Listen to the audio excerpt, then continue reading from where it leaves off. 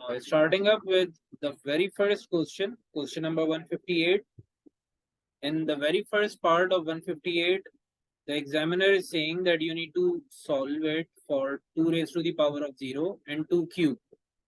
तो कुछ हमारे काबिल स्टूडेंट्स थे जिन्होंने अभी ज्वाइन नहीं किया आई गेस, तो उन्होंने क्या किया कि 2 क्यूब को कंसीडर कर लिया है 16, जबकि 2 क्यूब 16 नहीं होता है, 2 क्यूब होता है 8.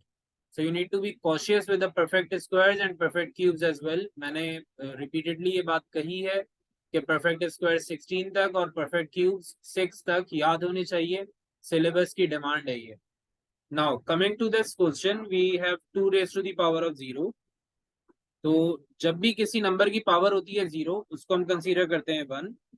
और जब किसी नंबर की पावर हो जाती है क्यूब, स्क्वायर या पावर 4, तो उसको फिर आप उतनी ही मर्तबा मल्टीप्लाई करवा के भी फाइंड कर सकते हैं. Like 2 cube means that you need to multiply 2 with itself thrice. 3 बार आप 2 को अपने ही आप से मल्टीप्लाई करवा सकते हो, which will return you 8.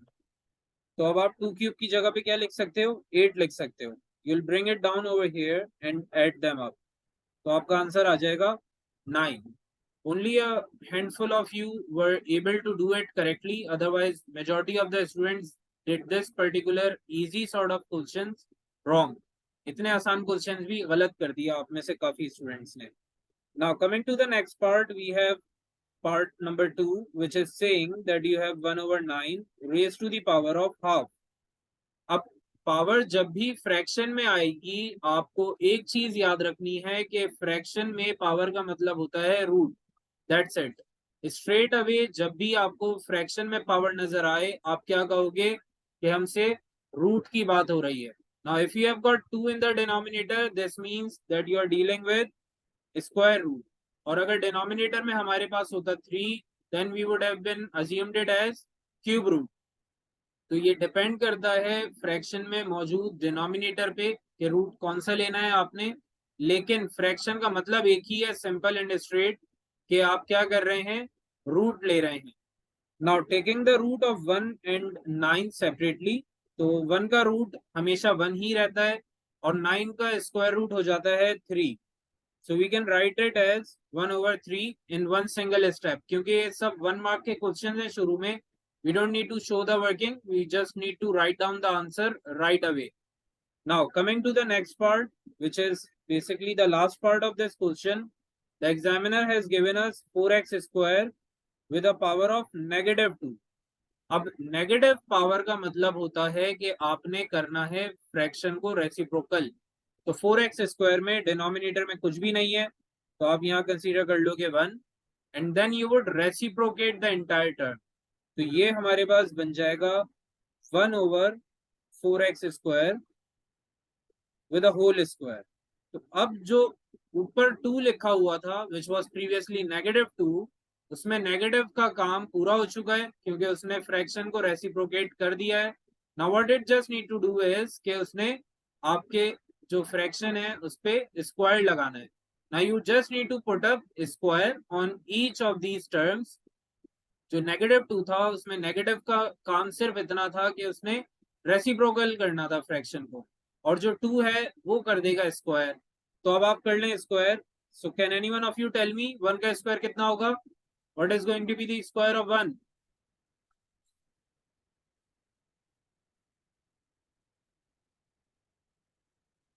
Okay, so it is going to be 1. Then we have 4x square, जिसका आपने फर्दर स्क्वायर करना है.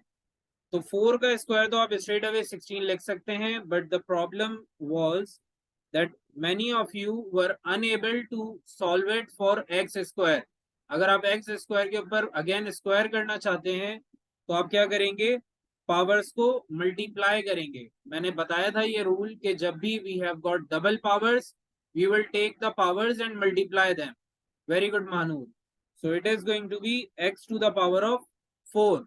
We are doing 2 times 2, which becomes 4.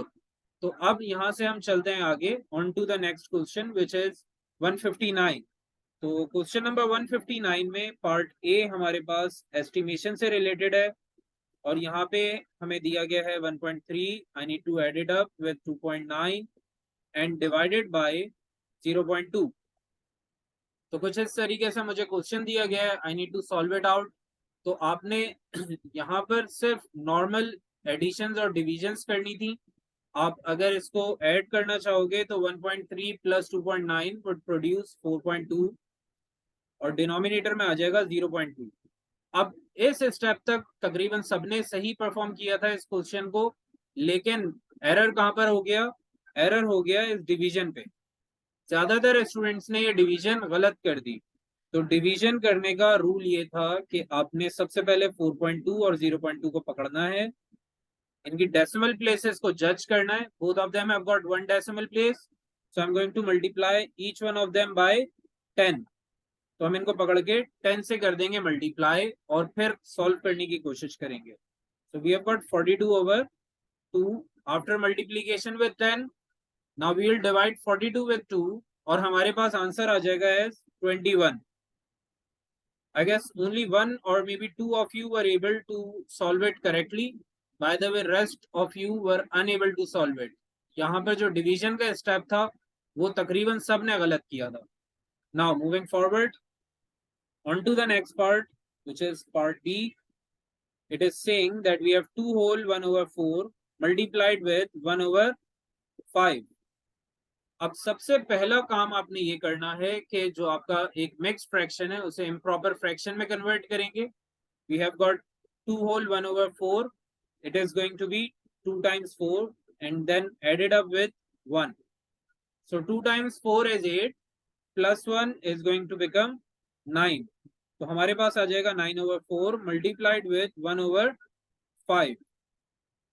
अब आप करेंगे कॉरेस्पॉन्डिंग फिगर्स को मल्टीप्लाई। तो 9 times 1 हो जाएगा 9 और 4 times 5 हो जाएगा 20। तो दिस वुड बी 9 over 20। आप इसको फ्रैक्शन में भी छोड़ सकते हैं as your final answer. The problem is कि बहुत से स्टूडेंट्स ने यहाँ पर एक बहुत ही कमाल स्टेप कर दिया, उन्होंने महफिल लूट ली। उन्होंने क्या किया कि डिनोमिनेटर्स को सेम करने में लग गए। एडिशन सब्ट्रैक्शन में होते हैं डिनोमिनेटर सेम, मल्टीप्लीकेशन में सेम नहीं होते। डिनोमिनेटर सेम कैसे किया उन्होंने? They used 5 to be multiplied over here और 4 को मल्टीप्लाई कर दिया उन्होंने यहाँ पे। एलसीएम लेने बैठ गए भाई। इतने काबिल स्टूडेंट्स हैं मेरे पास कि बहुत सारे स्टूडेंट्स ने एलसीएम लेना शुरू कर दिया। थोड़ा सा रहम खाएं मैथ्स पे, इतना कत्ल ना करें मैथ्स का। आइंस्टाइन भाई जो हैं हमारे, वो कबर में चीख रहे हैं लेटे हुए कि बच्चे क्या जुल्म कर रहे हैं मैथ्स के साथ। ठीक है, माना मैथ्स ने आपको तकलीफें दी हैं, लेकिन आप मैथ्स के ऊपर इतना जुल्म ना करें। मैथ्स में जब मल्टीप्लीकेशन करते हैं फ्रैक्शंस की तो साइड टू साइड मल्टीप्लाई हो जाता है straight away. We don't need to take the LCM or like take the denominators and make them similar. ये स्टेप्स नहीं करने। तो यहाँ पर हमारा जो क्वेश्चन नंबर 159 है वो हो गया है पूरा। अब चलते हैं क्वेश्चन नंबर 160 की तरफ। So with question number 160, in the very first part, the examiner told us to find the fraction of 3 whole 3 over 4%. अब हमें क्या करना था? हमें फ्रैक्शन से कन्वर्ट करना था परसेंटेज में। So we first need to pick up this fraction, क्योंकि ये अभी मिक्स फ्रैक्शन है, इसको इम्प्रॉपर फ्रैक्शन में कन्वर्ट करेंगे। This is going to be 4 times 3 added up with 3 again. तो 4 times 3 is 12 प्लस 3 आप करोगे तो हो जाएगा 15। डिनोमिनेटर में आ जाएगा 4। क्योंकि आप परसेंटेज से दूर जा रहे हैं ना, you are leaving percentage away. तो 100 जो कि परसेंटेज का दोस्त हुआ करता था वो क्या कहेगा? 100 वुड से कि भाई क्योंकि आप मेरे दोस्त से दूर जा रहे हैं तो मुझे यहीं पे छोड़ दें, मुझे अपने साथ लेकर ना जाएं। तो आप 100 को डिवाइड में लिखेंगे फिर like this, or you could say that 15 over 4 times 100। क्योंकि अगर आप 15 को नोटिस करें तो 15 के साथ 4 क्या हो रहा है? डिवाइड हो रहा है, और 100 भी क्या हो रहा है? डिवाइड हो रहा है। Since both of them are in the dividing state, तो हम इन दोनों को एक साथ करके डिनोमिनेटर में लिख सकते हैं like this. Once we are done with this, तो आप कैंसिलेशन कर सकते हैं अपनी further, and you will have 15 over 400, and after simplification you will be reduced to 3 over 80. Now if you are giving the answer as 15/400 तो आपको marks नहीं मिलेंगे। प्रॉब्लम यह है कि एग्जामिनर ने स्पेसिफिकली डिमांड किया है सिंपलेस्ट फ्रैक्शन, तो जब तक आप सिंपलेस्ट फ्रैक्शन नहीं दोगे एग्जामिनर भी मार्क्स नहीं देगा। एग्जामिनर कहेगा भाई आप जाएं अपनी मर्जी से जो दिल करे आप कर लें, मैंने मार्क्स नहीं देने क्योंकि आपने मुझे नाराज कर दिया। मैंने आपसे कहा था मुझे सिंपलेस्ट फ्रैक्शन चाहिए, आपने सिंपलेस्ट फ्रैक्शन नहीं दिया तो अब आपको भी मार्क्स नहीं मिलेंगे। तो एग्जामिनर भाई जब कंडीशन लगा देते हैं सिंपलेस्ट फ्रैक्शन की तो फिर सिंपलेस्ट फ्रैक्शन या सिंपलेस्ट फॉर्म देना लाजमी होता है। Now moving forward on to the next part, which is part B of question 160. It is saying that we need to arrange 4/5, 3/4 and 31/40, and we need to arrange them in ascending order. तो ascending order में इन्हें arrange करना था मैंने। आप क्या करोगे, आप इन सारे फ्रैक्शंस को पकड़ के सबसे पहले कन्वर्ट कर लोगे। You could convert them into either like decimal, आप इनको या तो डेसिमल में कन्वर्ट कर सकते हो या फिर इनका फ्रैक्शन सेम कर सकते हो, what ever is convenient for you. I would personally suggest कि आप फ्रैक्शन सेम कर लें। जैसे आपके पास है 4/5, साथ में आ रहा है 3/4 और साथ में आ रहा है 31/40। Now you would start from the very left corner, आपके पास लार्जेस्ट नंबर है 40। आप कोशिश करें कि 5 और 4 वाले जो डिनोमिनेटर्स हैं यहाँ पे इन दोनों को कन्वर्ट करके 40 की फॉर्मेट पर ले आए। So how am I gonna do this, I am just going to multiply this fraction by 8 ताकि 5 टाइम्स 8 हो जाए 40, then this fraction by 10 so that 4 times 10 becomes 40 and the last one is already 40, तो इसमें कोई changes करने की जरूरत नहीं है। Once you are done with this you would see that in the numerators you have got 32, denominator आ गया 40, then in the numerator you have 30 and 40 and then 31 and 40। तो कुछ इस तरीके से मेरे पास 3 different fractions आएंगे। I'm just going to arrange them in ascending order starting up with the very first one। तो मेरे पास जो सबसे स्मॉलेस्ट है वो है 3/4। I'm just going to write it over here. Then the next one is 31/40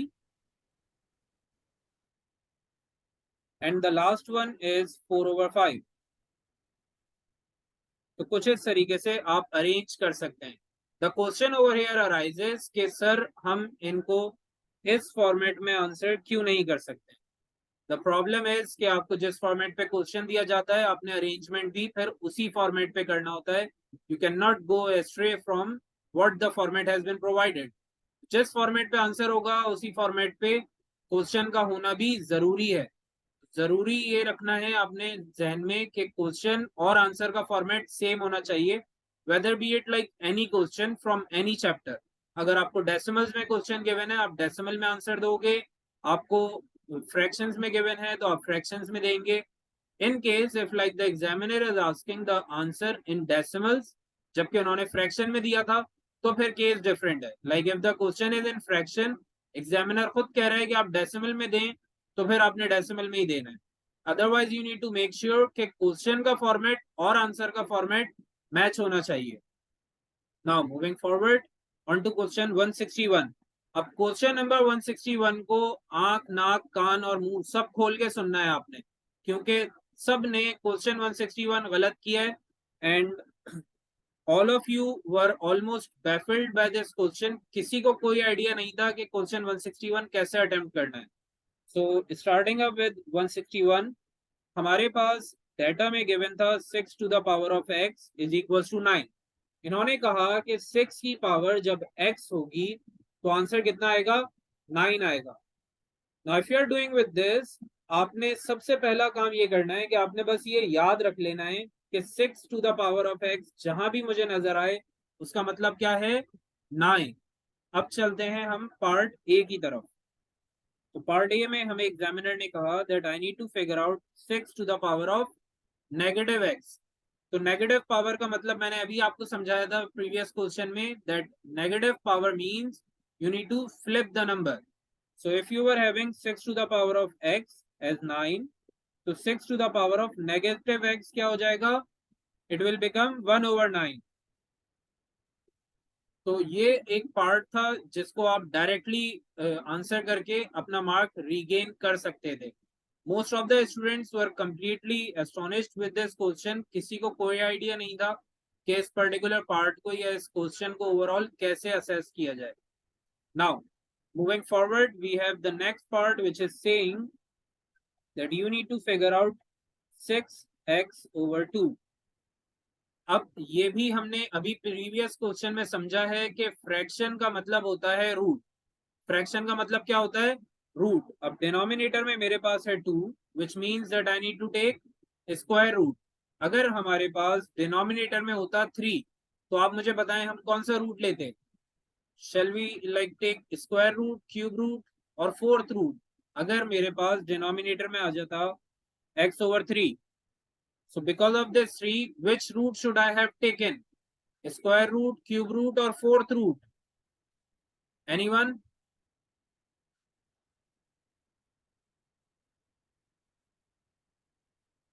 Cube root. Very good, Huda. So whenever you are dealing with fractions, you need to be cautious with the denominator. Fraction जब भी आ जाएगा power में तो denominator का ही game है सारा. तो अब 6 to the power of x का मतलब तो था 9, लेकिन डिनोमिनेटर में आ गया हमारे पास 2, तो हम लगा देंगे square root like this and this is going to turn out as 3. तो ये हो जाएगा हमारा फाइनल आंसर. अब आ जाते हैं पार्ट सी की तरफ. तो पार्ट सी में हमारे पास है 6 to the power of 0 और साथ में 6 to the power of x. किसी भी नंबर पे जब पावर 0 होती है तो आंसर कितना होता है? कोई बता सकता है मुझे? If any number has a power of 0, the answer is going to be 1. तो ये तो आपने याद कर लेना है बिल्कुल कि जब भी पावर होगी 0 तो आंसर हो जाएगा 1. अब वैल्यू कुछ भी हो, नंबर कोई भी हो या इवन वेरिएबल भी हो, तो आप पावर 0 देखते ही आंसर कितना लिख दोगे? 1 लिख दोगे. Like if I am saying that a is to the power of 0, so what is going to be the answer of it?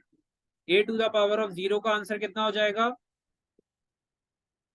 It is going to be 1.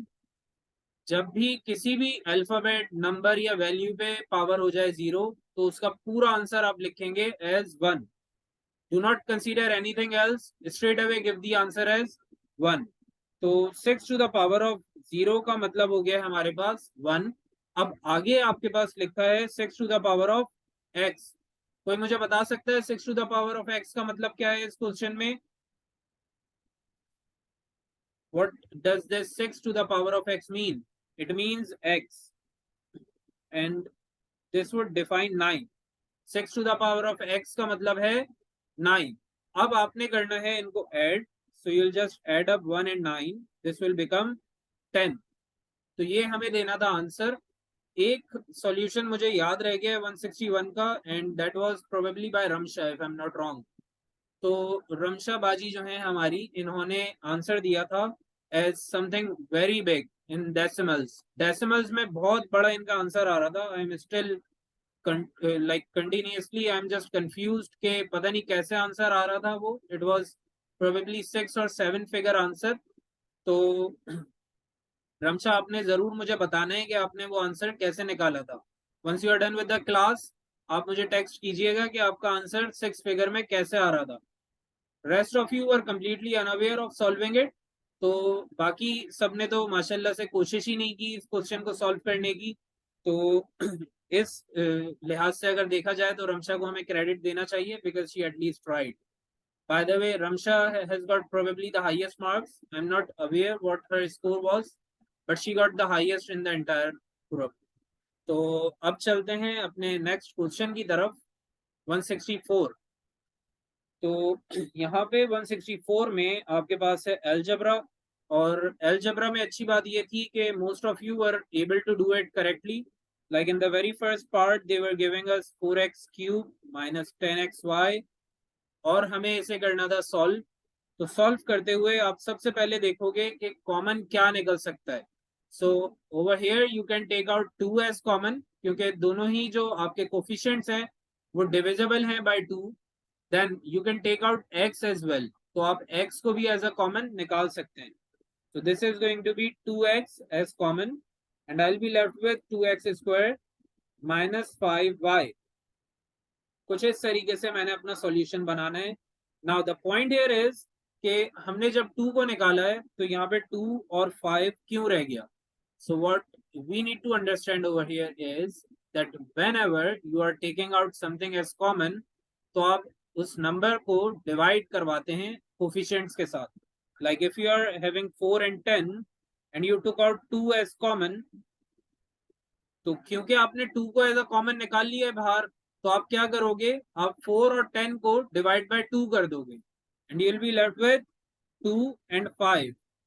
The same goes with variables. Like अगर आप x को as a common निकाल रहे हैं from here, if you are taking out x as common, तो आप x से भी डिवाइड करवाएंगे इन दोनों वैल्यूज को. So x cube divided by x is going to reduce to x square, और x जब यहां से बाहर निकलेगा तो हमारे पास x गायब हो जाएगा, completely vanishes away.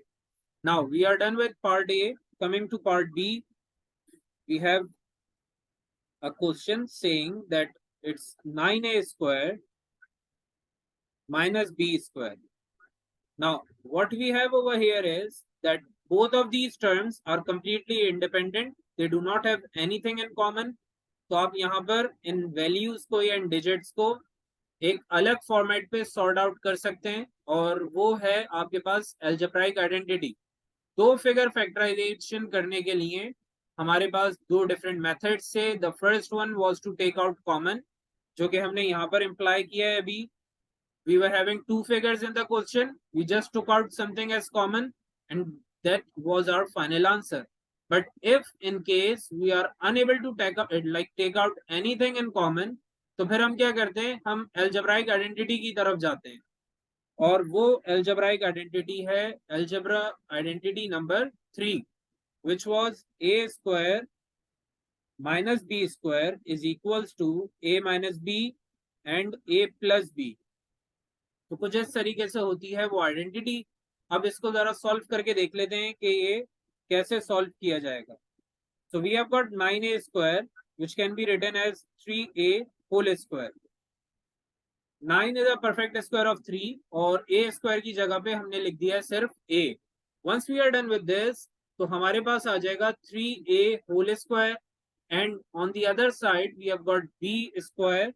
तो हम इसको लिख सकते हैं b as a whole square. Now since you can see over here we have got a square minus b square.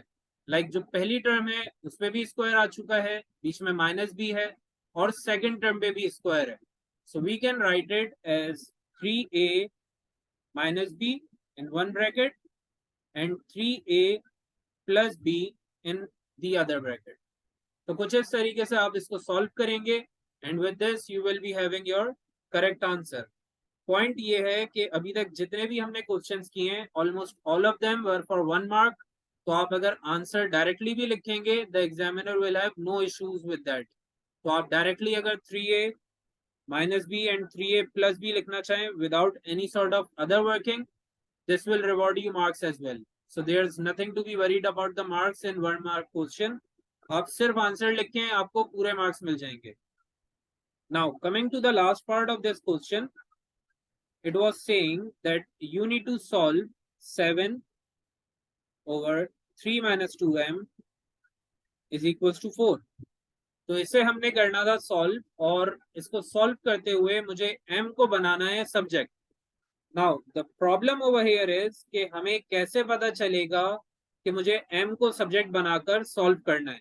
The point here is कि आप सबसे पहले जज करते हैं नंबर ऑफ वेरिएबल्स को. तो यहाँ पर एक वेरिएबल है मेरे पास, तो इसका मतलब है कि मैंने m के लिए सॉल्व करना है. Once I am done with that I need to hunt down that do I have an equals to sign और नॉट. तो हमारे पास इक्वल्स टू का साइन भी है. तो दो कंडीशंस क्या पढ़ी थी हमने अलजेब्रा में, you should have a single variable and you should have equals to. जब ये दोनों चीजें होंगी तो आप अपने किसी भी वेरिएबल को सॉल्व कर सकते हैं. और इक्वेशन के लिए भी मैंने आप लोगों को बताया था कि इक्वेशन के लिए इक्वल्स टू होना जरूरी है, प्लस इक्वेशन में हमेशा फाइनल आंसर आता है। If you are dealing with a single variable in equation, तो हमारे पास एक ही इक्वेशन से उस वेरिएबल का आंसर आ सकता है। So this means that we can solve it for m and find the answer for m as well. तो अब इसको जरा सॉल्व करके देखते हैं। First of all, you will take this 3 minus 2m from the denominator to the right side. जैसे ही आप इसे लेकर जाओगे 4 के पास, तो ये पूरा जो डिनोमिनेटर है ये हो जाएगा मल्टीप्लाई विथ 4, और हमारे पास आ जाएगा 12 माइनस 8m, और इसको अब हम करेंगे solve for the value of m। So we will take 8m to the left side और 7 को हम ले आएंगे टुवर्ड्स दी राइट साइड। तो 8m जो कि उधर नेगेटिव था, लेफ्ट साइड पर आकर पॉजिटिव हो जाएगा, while 7 which was on the left side as positive 7 will come down to the right side and become negative 7, like this. So you are going to have 8m is equals to 5 and m is going to reduce to 5 over 8, और ये हो जाएगा हमारा final answer. Now moving forward, we have question number 166। तो question number 166 में ज्यादातर students ने algebra में गलतियां की हैं, जो कि पार्ट ए में है, और पार्ट बी तो किसी भी स्टूडेंट से नहीं हुआ। Like none of the student was able to do it completely except I guess Ramsha. She was the only one जिन्होंने पार्ट बी पूरा कर लिया था, otherwise none of you were able to do it completely. तो question number 166 part A पहले देख लेते हैं, विच इज फ्रॉम अलजबरा। इसमें भी आप में से काफी सारे स्टूडेंट्स ने गलतियां की थी। So it's 4x minus 1 over 3 plus 3x plus 5 whole upon 2। तो कुछ इस तरीके से हमारे पास दो फ्रैक्शन से the examiner was just asking us to simplify it. इसका मतलब ये है कि हमारे पास आंसर नहीं आएगा, क्योंकि ये इक्वेशन नहीं है, ये एक एक्सप्रेशन है। इक्वल्स टू का साइन नहीं है मेरे पास, मतलब ये एक्सप्रेशन है, और एक्सप्रेशन का मतलब होता है कि फाइनल आंसर नहीं आएगा आपके पास। So you just need to solve it, make it a single fraction, and that would be your final answer, since you won't be getting any answer in numeric form. Numeric answer नहीं आने वाला आपके पास। तो इसको solve करते हैं। We will take 2 to the left, 3 to the right, और denominator में भी आप 2 और 3 को मल्टीप्लाई करवा सकते हो। Now what you need to do here is you need to just multiply with the cross multiplication concept like this.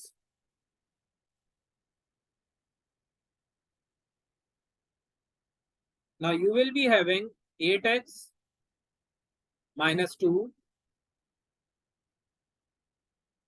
plus 9x plus 15, और डिनोमिनेटर में आपके पास आ जाएगा 6।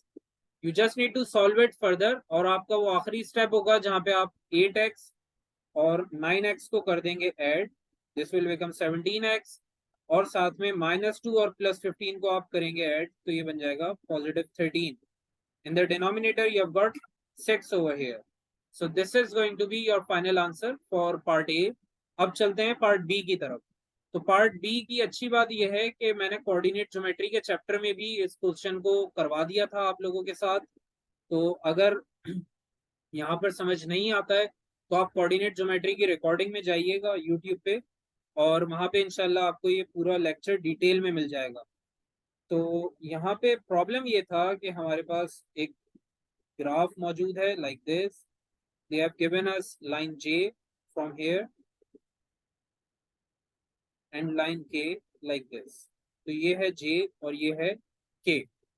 Now the point here is के एग्जामिनर भाई हमें कह रहे हैं कि लाइन जे हमारा पास हो रहा है from 2,2, line k is passing from 1।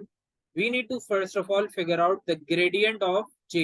तो gradient of j आप सबने सही से फाइंड कर लिया था। मैं सिर्फ यहाँ पर फॉर्मूला बताऊंगा and I won't go into the details of it. आपके पास यहाँ पर एक j का पॉइंट है 2,2 and you have another point on line j over here as 0,1। तो ये दोनों पॉइंट्स हैं आपके पास। ग्रेडियंट का कोई फॉर्मूला बता सकता है मुझे? Yes, can any one of you tell me the formula for gradient?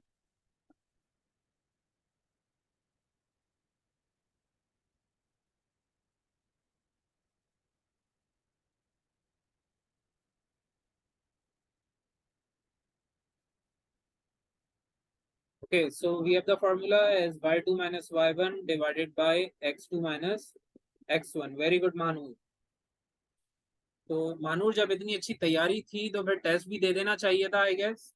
Score अच्छा आ जाता आपका. Now we have got our x2 and y2 over here and x1 and y1 over here. तो इन दोनों ही पॉइंट्स को मैंने करना है पिक और यहाँ पर इम्प्लाई करना है.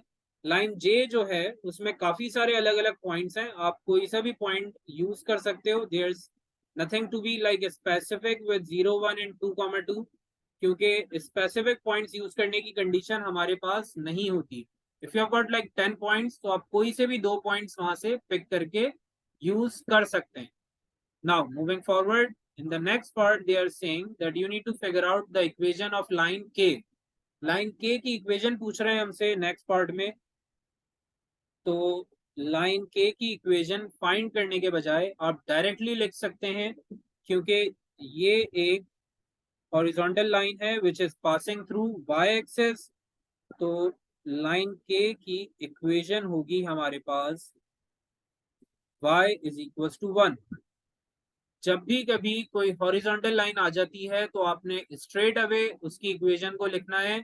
वर्किंग करने की कोई जरूरत नहीं है क्योंकि ऐसी इक्वेशंस 1 मार्क के लिए ही पूछी जाती हैं. तो अगर आप पूरी वर्किंग शो भी करेंगे तो उसका आपको कोई फायदा नहीं होना और सिर्फ टाइम जाया होगा.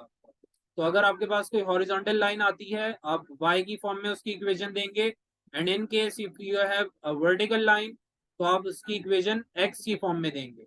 सो you need to be very clear with this कि जब भी कभी मैंने कोई इक्वेशन बनानी होती है, so if I am dealing with a horizontal line तो एक स्टेप में y की फॉर्म में उसकी इक्वेशन दूंगा and if I am dealing with a vertical line तो फिर मैं उसकी एक स्टेप में x की फॉर्म में इक्वेशन दूंगा.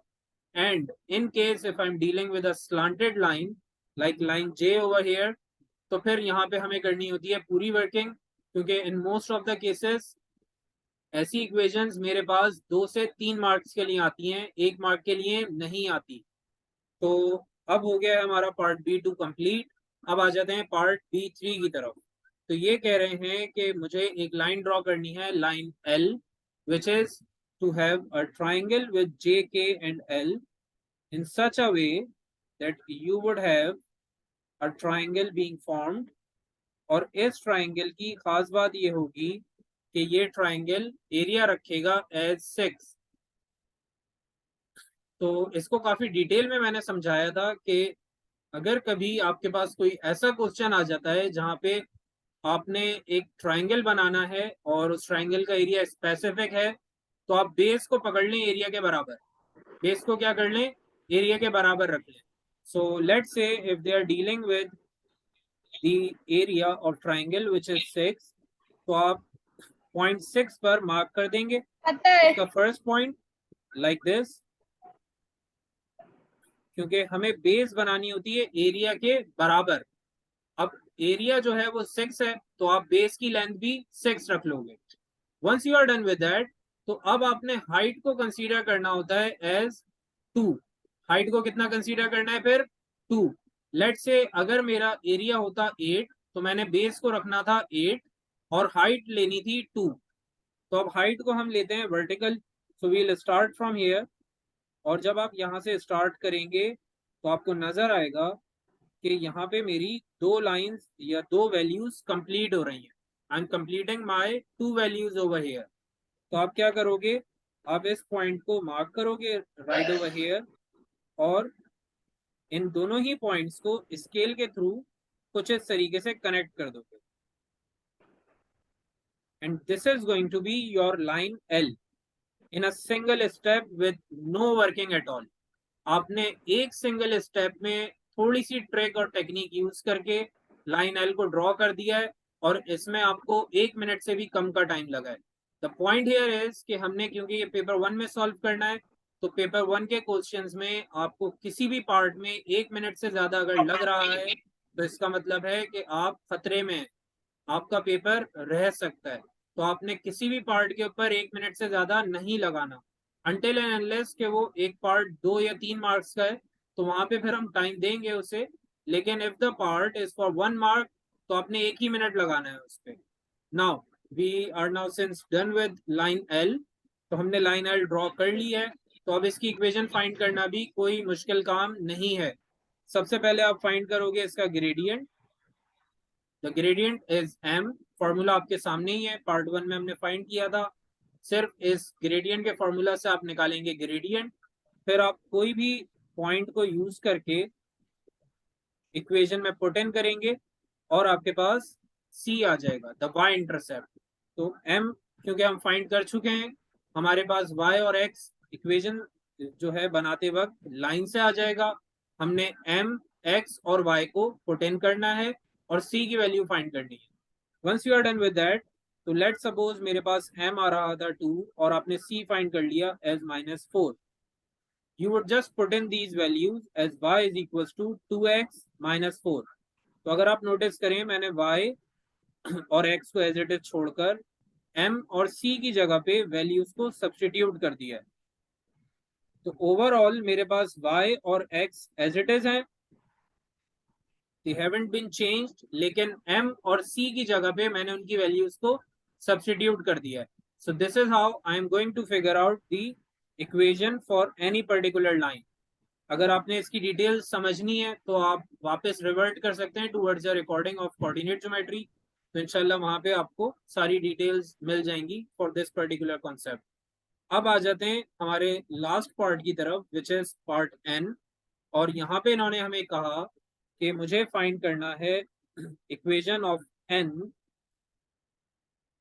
Perpendicular to J at 2, 2। तो लेट से मेरे पास एक लाइन थी J which was going like this, जो कि हमने अभी थोड़ी देर पहले ड्रॉ की थी। तो लाइन J मेरे पास है और इससे परपेंडिकुलर एक लाइन जा रही है N। Now the point here is कि इनका एक इंटरसेक्शन पॉइंट या कोऑर्डिनेट है विच इज 2, 2। तो हमारे पास पॉइंट ऑफ इंटरसेक्शन आ चुका है, मेरे पास लाइन L मौजूद है, लाइन J भी मौजूद है। आपने सबसे पहले क्या करना है, लाइन J का ग्रेडियंट पिक करना है, जो कि आपने पार्ट 1 में फाइंड किया था। Let suppose this is 1/2। If I am not wrong it was 1/2। Most of you were getting it correct. तो हमारे पास ग्रेडियंट आ गया है m का विच इज हाफ, और परपेंडिकुलर लाइंस में ग्रेडियंट का कॉन्सेप्ट था m1 multiplied by m2 is equals to -1। तो m मेरे पास पहले से मौजूद है, I can consider it as m1 और m2 मैं फाइंड कर लूंगा फिर। So I am having half times m2 is equals to -1, और m2 कुछ इस तरीके से मेरे पास आ जाएगा -2। Since I will be taking this 2 to the other side, हम इस 2 को कहेंगे भाई आप यहाँ से उठें और मल्टीप्लाई हो जाए -1 के साथ। तो इन्होंने होना है मल्टीप्लाई -1 के साथ और आंसर देना है एज -2। तो इस तरीके से मैं अपने m2 को फाइंड कर पाऊंगा। Now since you have got the coordinates, you have got the gradient, तो अब आपने वही लॉजिक यूज करनी है जो अभी प्रीवियस पार्ट में मैंने समझाई थी। That is to put in y, x and m, figure out c, and then put in the value of m and c into the equation, और फिर आप बना लेंगे अपनी final equation as your final answer.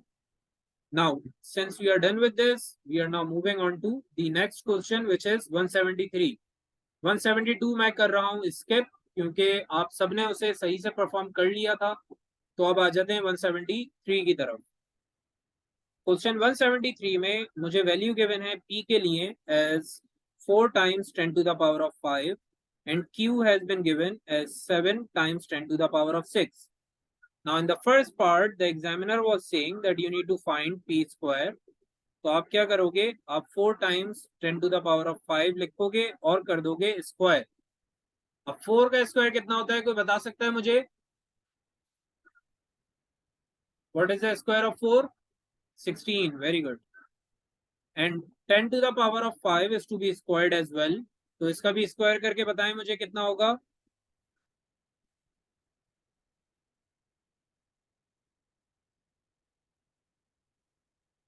नहीं मानूर, it's not going to be 100, it is going to be something different. Can any one of you tell me what is going to be the square of 10 to the power of 5? 10 की power 5 पे ले रहे हैं हम square, तो कोई बता सकता है कितना हो जाएगा ये? 10 to the power of 6 भी नहीं होगा. Look, whenever you are dealing with double powers, जब भी कभी आप डबल पावर्स के साथ डील करते हैं तो आपने करना होता है पावर्स को मल्टीप्लाई. ये इंडिसेस का बहुत इंपॉर्टेंट रूल है, आपने इसे याद रखना है. और जब भी कभी आप डबल पावर्स के साथ डील करेंगे तो इस रूल को आपने यूज करना है. Very good Masood, you have got the right answer. तो 10 की पावर है 5 और ऊपर हम ले रहे हैं स्क्वायर. तो 10 टू द पावर ऑफ 5 के ऊपर पहले तो 5 की एक पावर, अब एक और पावर आ गई है which is 2. So we have got 2 powers over here. और जब भी डबल पावर्स होती हैं तो उन्हें हम कर देते हैं multiply. So this is going to be 10 to the power of 10. But still this is not the correct answer, क्योंकि आप यहाँ पर स्टैंडर्ड फॉर्म में आंसर को नहीं लिख रहे हैं. तो आपने सबसे पहले डेसिमल को पकड़ना है which is present at the right corner. Decimal कहीं नहीं होता तो राइट कॉर्नर पे होता है. आपने अब डेसिमल को स्विच करवाना है one place to the left and it will become 1.6. और क्योंकि हमने डेसिमल को लेफ्ट साइड पर स्विच किया है तो आप पावर में कर देंगे addition. So this is going to be 10 to the power of 11. And in case if you are like switching or shifting the decimal to the right, तो फिर हमने पावर में करना था subtraction. So if we are moving the decimal to the left, addition in power. If you are moving the decimal to the right, subtraction in power. So right पे subtraction और left पे addition. Now moving to the next part B, which is asking me to solve it for P plus Q. तो P मेरे पास है 4 times 10 to the power of 5. Q है हमारे पास 7 times 10 to the power of 6.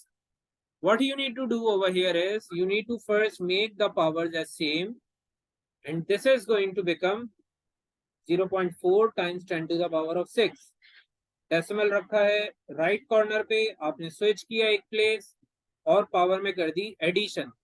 So this becomes 0.4 10 to the power of 6. साथ में आपने करना है 7 times 10 to the power of 6. Now you can take out the power as common. Power को हम ले लेंगे एज कॉमन क्योंकि ये दोनों ही नंबर्स में सेम पावर आ चुकी है.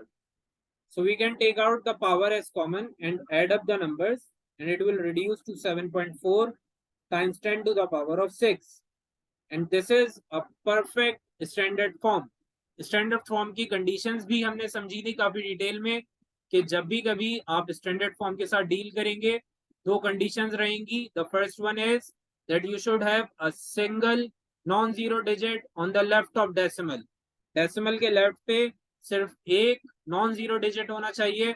और दूसरी कंडीशन थी कि 10 मल्टीप्लाई में नजर आना चाहिए लाइक दिस.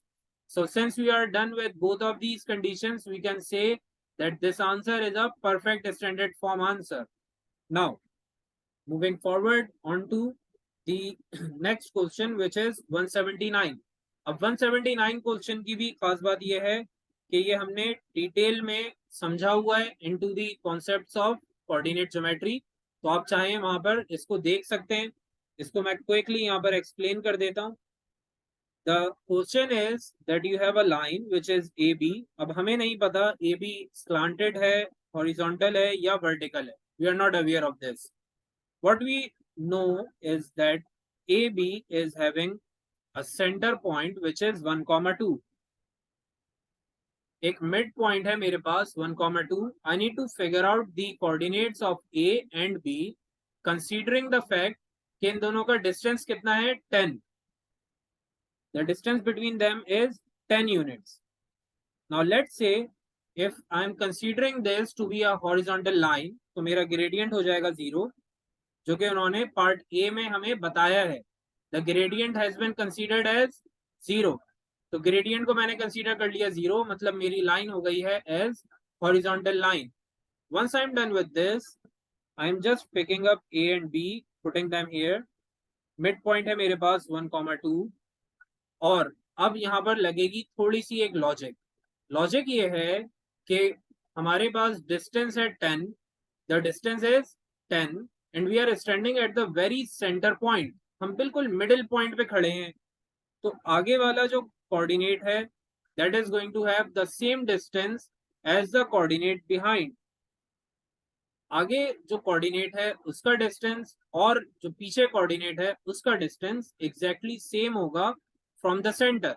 अगर आप सेंटर में खड़े हैं और आप आगे जाना चाहते हो लाइक द सेम लेंथ, और आप पीछे जाना चाहते हो with the same length, so you would be covering equal distance. तो पॉइंट ये है कि हम अगर मिड पॉइंट में खड़े होते हैं तो हमारा राइट और लेफ्ट का डिस्टेंस एग्जैक्टली सेम आता है, which is going to be 5 in this case. 5 कैसे आ रहा है? क्योंकि टोटल लेंथ है 10, तो इनको हाफ करेंगे और दोनों साइड पर लिख देंगे। Once we are done with this, we are going to pick up this particular concept and find the coordinates. अब मुझे ये मालूम है कि एक हॉरिजॉन्टल लाइन है, हॉरिजॉन्टल लाइन में y कभी भी चेंज नहीं होता, हॉरिजॉन्टल लाइन में y कभी भी चेंज नहीं होता। If you are standing over here, आपका y सेम रहेगा, और अगर आप यहाँ पे खड़े हैं तो भी आपका y सेम रहेगा। So there is nothing to be worried about y, हम इसको स्ट्रेट अवे 2 लिख सकते हैं। The only problem is with x coordinate. तो x कोऑर्डिनेट का डिस्टेंस मैंने आपको बता दिया 5 पॉइंट्स है, so this is going to be 5 ahead, तो ये हो जाएगा 1 plus 5 which is going to be 6। और पीछे जब आप जाओगे रिवर्स में, so this is going to be 1 minus 5 which is going to produce -4। तो आपके कोऑर्डिनेट्स आ जाएंगे -4, 2 और आ जाएंगे 6, 2। तो इस तरीके से आप अपने पार्ट ए को सॉल्व कर सकते थे। Once we are done with this, तो हमारे पास है पार्ट बी, जिसमें आपको ग्रेडियंट गिवन है एज 3/4। तो अब आ जाते हैं पार्ट बी की तरफ, which is saying that you need to figure out the coordinates when the gradient is 3/4। तो ग्रेडियंट के लिए जरा जल्दी से ग्राफ ले आते हैं। Here you have your graph. Now the point is that the examiner is telling me that the gradient is 3/4। 3/4 का मतलब ये होता है that if I am moving from one point to the other, if I am moving from one point to the other and I have traveled 3 boxes in y, 3 boxes in y, I would surely be traveling 4 boxes in x। 3/4 gradient का मतलब क्या है ये समझ लें दोबारा से। जो आपका न्यूमरेटर होता है that is for y and the denominator is for x। तो अगर आप 3 पॉइंट्स y में मूव करेंगे तो x में 4 पॉइंट्स मूव करने होंगे आपने। So if you see over here, I'm traveling 3 points in y, I'll be moving 4 points in x-axis. So that's the concept of gradient. अब आ जाते हैं जरा अपने concept की तरफ, which is telling me that I'm standing at 1, 2 and I need to move ahead and backward। तो हमें जाना है आगे और जाना है साथ में पीछे भी। तो आप क्या करोगे, आप नेक्स्ट पॉइंट की तरफ जाओगे विच इज बाय 3, 4। आपने सिर्फ ये करना है कि जो ग्रेडियंट के कोऑर्डिनेट्स हैं उन्हें ऐड और सब्ट्रैक्ट करना है। जब भी ऐसा क्वेश्चन आता है, आपको मिड पॉइंट गिवन है, आपको कोई ग्रेडियंट की वैल्यू गिवन है, वो आपसे आगे वाला पॉइंट पूछे या आपसे पीछे वाला पॉइंट पूछे, आपने सिर्फ एक ही कॉन्सेप्ट यूज करना है और वो ये है that you would pick up 1, 2 which is your mid point. आगे जाना है तो आप कोऑर्डिनेट्स ऑफ ग्रेडियंट को कर देंगे ऐड, और अगर आपने जाना है पीछे तो आपने लेना है मिड पॉइंट और कोऑर्डिनेट्स ऑफ ग्रेडियंट को कर देना है subtract. So it would look something like this. और क्योंकि हम पहले x को लिखते हैं तो हम लिखेंगे 4 और 3, यहाँ पे भी हम लिखेंगे 4 एंड 3। बस एक चीज का ध्यान रखिएगा कि m जब भी आप फाइंड करते हैं तो उसमें न्यूमरेटर रिप्रेजेंट करता है y को और डिनोमिनेटर रिप्रेजेंट करता है x को। तो इस चीज का बहुत ध्यान रखना है और इसी को यूज करना है आपने to find your corner points for a and b। तो इस तरीके से मैं अपने कॉर्नर पॉइंट्स को एक सिंगल स्टेप में फाइंड कर सकता हूँ। Now since I am going to subtract 4 and 3 from here, I'll be left with -3 and -1, and over here I'll be left with 5, 5। तो कुछ इस तरीके से मेरे पास कॉर्नर पॉइंट्स आ जाएंगे। If I wish to find the distance of it, तो हम 5, 5 और -3, 1 को यूज करके अपना डिस्टेंस भी फिगर आउट कर सकते हैं।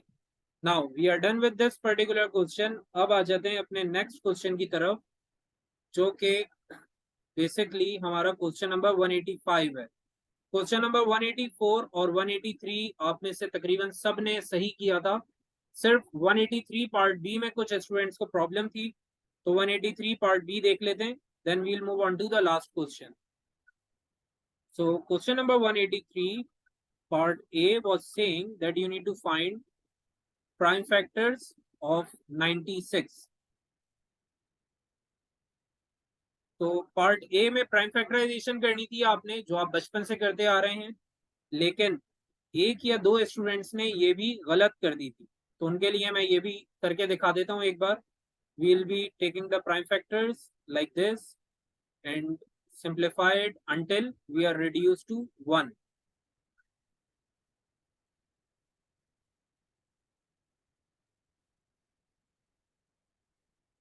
तो आपके पास आ जाएगा 96 as 2 to the power of 5, क्योंकि 5 मरतबा आपने 2 को यूज किया है, तो आप लिखेंगे 2 to the power of 5 multiplied with 3. So this is the prime factorization of 96. Now coming to part B.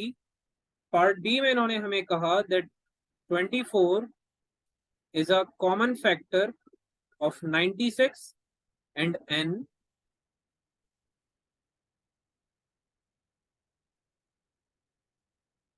where n is less than 96. n क्या है? लेस देन 96 है और डिविजिबल बाय 24 भी है, तो आपने n की ग्रेटेस्ट वैल्यू फाइंड करनी थी। Find the greatest value of n।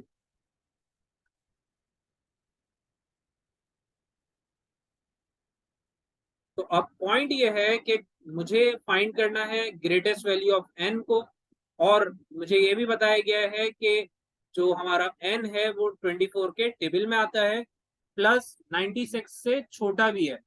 तो आप क्या करोगे? आप 24 का लिखोगे टेबल, इट इज 24, 48, 72 एंड 96। तो इस तरीके से आपने टेबल लिख दिया 24 का, और जो हमारा ग्रेटेस्ट नंबर है which is lesser than 96 but greatest in this league is 72, तो हम n को डायरेक्टली 72 से डिफाइन कर सकते हैं। So this is how we can like simplify this particular question. अब आ जाते हैं अपने लास्ट पार्ट की तरफ, which is question number 185. अब 185 में सिर्फ एक जगह पे प्रॉब्लम हुई स्टूडेंट्स को, and that was part D. Part D में सॉल्व करने में प्रॉब्लम हो गई। Like there was a rectangle with a length of 2x, the area was given as 10 and the perimeter was 18. तो हमें इक्वेशन बनाना ही नहीं आई, तो इक्वेशन बनाने के लिए सबसे पहले विड्थ का होना जरूरी है, तो आप पहले पार्ट में फाइंड करेंगे विड्थ। और क्योंकि एरिया जो है हमारे पास, आप लोगों को पता है लेंथ टाइम विड्थ होता है for the rectangle, so we have got the area is 10, length is 2x। Width को आप फाइंड कर लोगे in terms of x, this is going to be 10/2x। यहां पर हम लिखेंगे 10/2x, और अब पेरीमीटर को यूज करते हुए इक्वेशन बनाएंगे। Perimeter is 2 times length plus width, which is going to be 2 times length, which is 2x, and width, which is 10/2x, is equals to 18. यहां से सिर्फ प्योर अलजेब्राइक कॉन्सेप्ट्स यूज होंगे और आपके पास फाइनल इक्वेशन आ जाएगी। Now let's just solve it further. I'll take 2 to the left, it is going to be divided, we'll be left with 9 over the left side, and we'll take the LCM over here, 4x square plus 10 whole upon 2x। 2x को भी हम भेजेंगे दूसरी side पर, and we'll be having 18x on the left side, then we have 4x square plus 10, और finally हमारे पास आ जाएगा 4x square minus 18x plus 10। But the problem is कि हमें जो इक्वेशन बनानी थी वो डिफरेंट है, and this particular equation is slightly different. तो कुछ स्टूडेंट्स ने यहाँ तक सॉल्व करके छोड़ दिया था, और इसीलिए उनको फाइनल मार्क जो कि आंसर पे मिलना था वो नहीं मिला।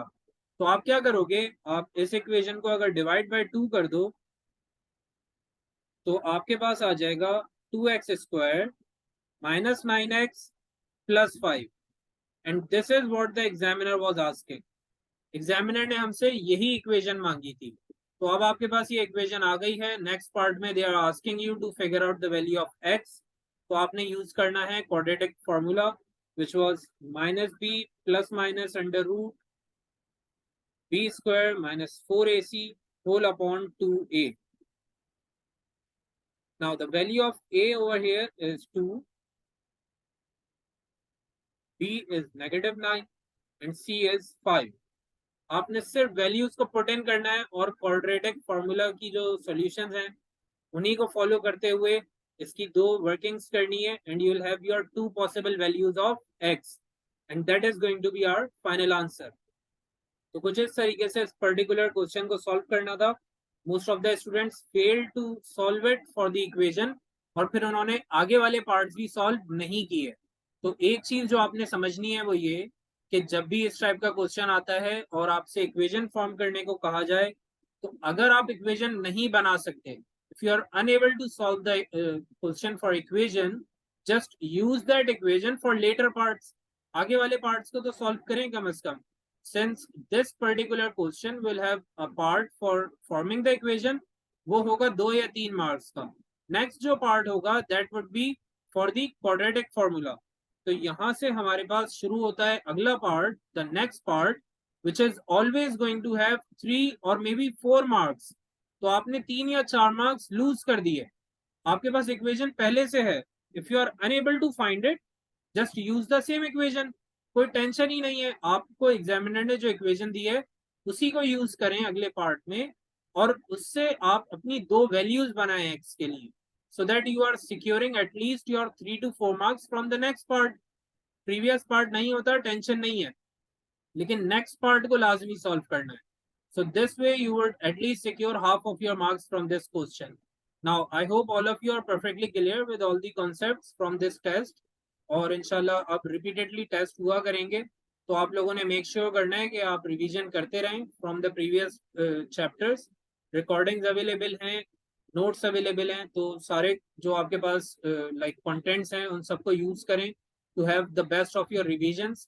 कोई प्रॉब्लम होती है just text me over WhatsApp, I will be helping you people out over there as well. और जितना हो सके पास्ट पेपर सॉल्व करें, क्योंकि टेस्ट भी पास्ट पेपर से होगा और जो आपके एग्जाम पेपर्स होंगे लाइक विद द CIEs वो भी relevant to the past paper ही होते हैं. कोई बाहर से दूसरा कॉन्सेप्ट नहीं आता. Only the wordings would change, the terminologies would change, concepts तो वही हैं, formulas वही हैं, identities जो use होंगी वो भी same है. So the only thing is to like repeatedly have revisions. Revision करते रहें, past paper solve करते रहें, and you would succeed inshallah. So wrapping up for today, inshallah see you then on Sunday.